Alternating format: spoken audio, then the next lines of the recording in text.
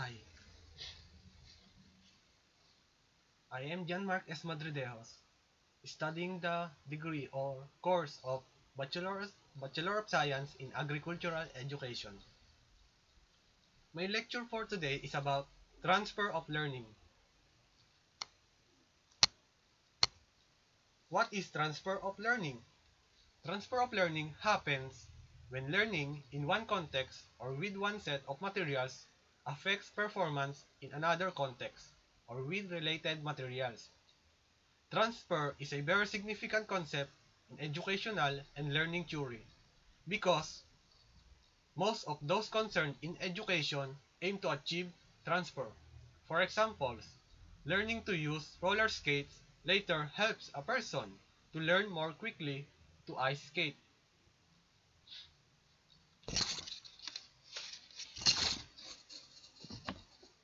Transfer of learning from one performance from one performance situation to another is an integral part of skill learning and performance.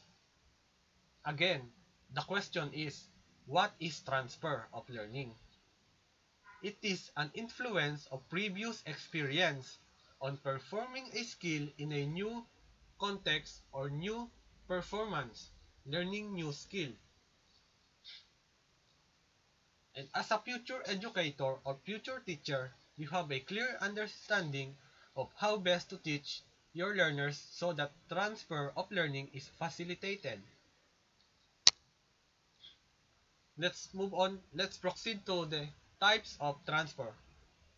There are four types of transfer: the positive transfer, negative transfer, near transfer, and far transfer. Positive transfer. Why does positive transfer occurs? It occurs when learning in one context improves performance in some other context.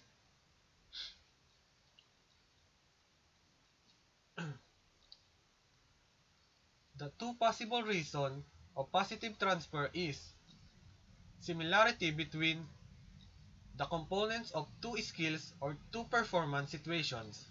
And the second one is similarity between cognitive process required of two skills or two performance situations.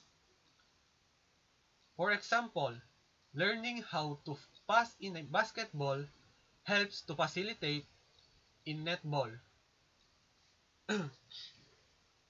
And let's proceed to the negative transfer. Negative transfer occurs when learning in one context impacts negatively on performance in another. What causes of negative transfer? Environmental context characteristic of two performance situations are similar, but movement characteristic are different. Example, change the spatial location of the movement. And the other one is a change in the timing of the movement. Di ba magkaiba? They are different. A person tries to unlearn a way of performing skill and learn a new way to perform it. Ibig sabihin, kahit na hindi tama do sa process, pero nagawa niyang matutunan o nagawa niyang gawin ng mabuti kahit na hindi tama do sa binigay na process. That's the negative transfer. Negative transfer is temporary. Ito'y panandalian lamang, pero it does carry across all stages of learning. But negative transfer causes psychological artifacts. Andun pa rin yung knowledge but gaya na sinabi ko kanina, hindi tama o wala sa process ng learning. Why does negative transfer effect occur? Because a specific connection has been made between the perceptual characteristic of skill and the movement. When the skills or situation differ from what is learned, it results in negative transfer.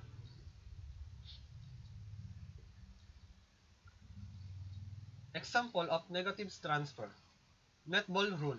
A player cannot be reground his or her put while ball possession, but in basketball, player will tend to take a total 3 step after land, which includes the grounding of landing put.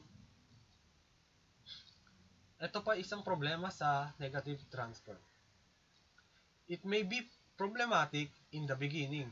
It it is of much less concern to education than positive transfer.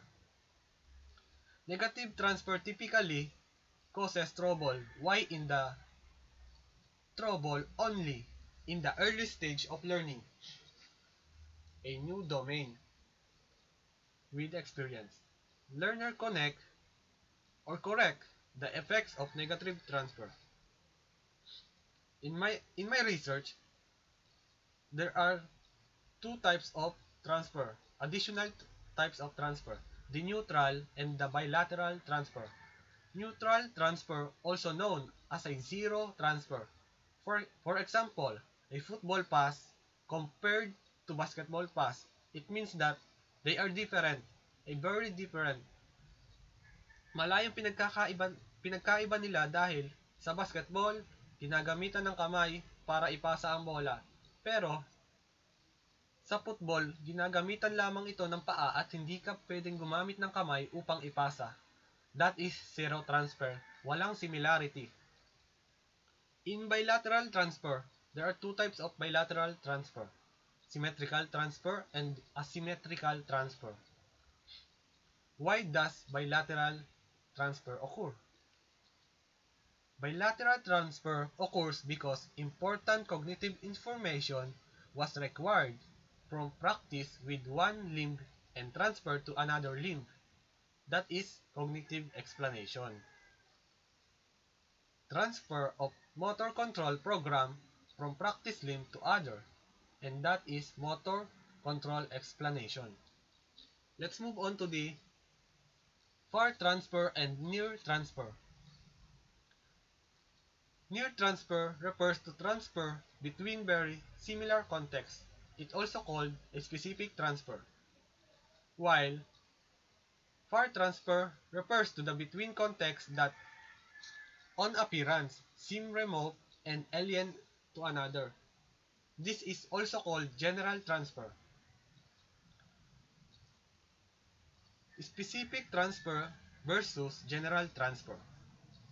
The specific transfer is when the contents of learning are transferred, while general transfer occurs when skills or underlying principles are transferred. And let's proceed to the condition and principle of transfer.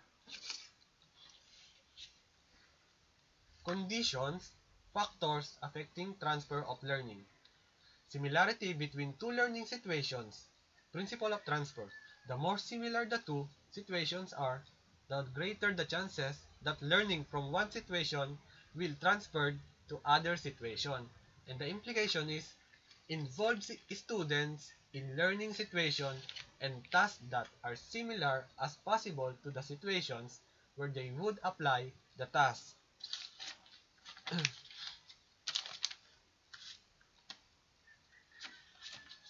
Degree of meaningfulness,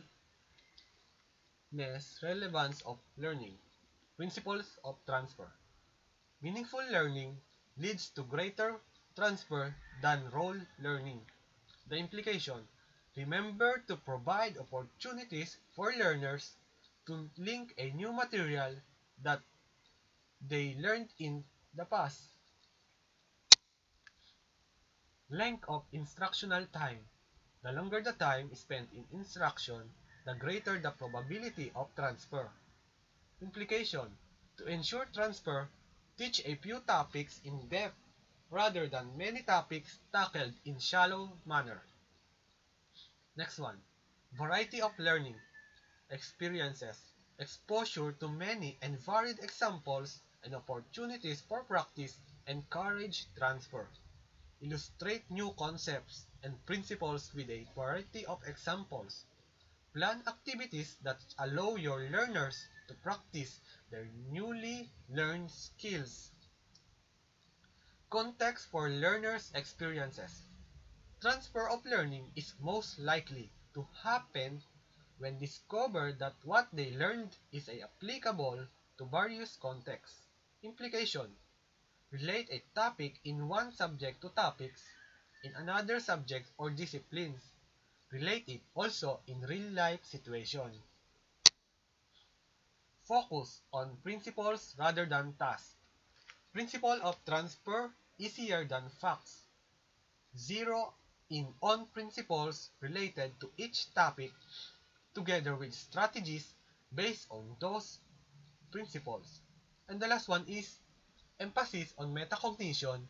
Student reflection improves transfer of learning. And the last implication is encourage students to take responsibility for their own learning and to reflect on what they learned. Thank you for watching. Thank you. Salamat.